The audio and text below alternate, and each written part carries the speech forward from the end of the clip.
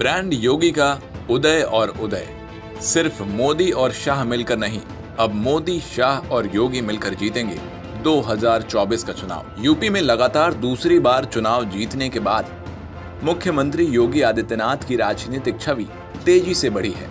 ऐसा लगता है कि जहां बीजेपी पार्टी में दो बड़े नाम माने जाते थे, तो वहीं अब तीसरा नाम भी जुड़ता नजर आ रहा है। पीएम नरेंद्र मोदी और केंद्रीय गृह मंत्री अमित शाह के बाद अब भाजपा की राष्ट्रीय राजनीति में एक मजबूत भूमिका निभाने के लिए तैयार हैं उत्तर प्रदेश के मुख्यमंत्री योगी आदित्यनाथ। वो बात आपको याद तो होगी ही, जब विधानसभा चुनाव के दरमियान नरेंद्र मोदी ने योगी के लिए कहा था कि यूपी प्लस योगी बहुत है उपयोगी, यानी यूपी प्लस योगी बहुत फायदेमंद है। यूपी प्लस योगी बहुत है उपयोगी।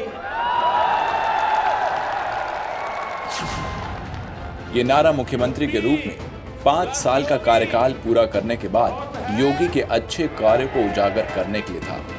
गुजरात मॉडल की शाख पर जिस भाजपा ने 2014 का चुनाव जीता था, अब आगामी विधानसभा चुनाव में योगी के सख्त शासन के मॉडल को प्रदर्शित करने के लिए कदम उठाए जा रहे हैं।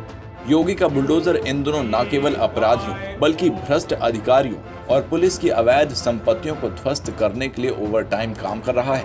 हाल ही में अवैध संपत्तियों को तेजी से हटाने के लिए सरकारी एजेंसियों द्वारा डायनामाइट का भी उपयोग किया जा रहा है। मध्य प्रदेश में योगी की बुलडोजर सियासत पहले से ही गूंज रही है। नए शामिल किए गए मंत्रियों को उन्हें दिए गए 100 दिनों की सीमित समय सीमा में अपनी क्षमता के अनुसार सर्वश्रेष्ठ प्रदर्शन करने के लिए कहा गया है। जिन मंत्रियों को 100 दिनों के लिए लक्ष्य निर्धारित करने के लिए कहा गया था, वो पहले ही सीएम के सामने अपनी प्रस्तुति दे चुके हैं और अब उन्हें अपने लक्ष्यों को प्राप्त करने की दिशा में काम करने के लिए कहा गया है। मंत्री अपनी कुर्सी बरकरार रखने के लिए अच्छे काम करने के दबाव में हैं और हर महीने उनके रिपोर्ट कार्ड की समीक्षा की जाएगी। उन्हें राज्य छोड़ने से पहले सरकार को पहले से ही सूचित करना भी आवश्यक होगा।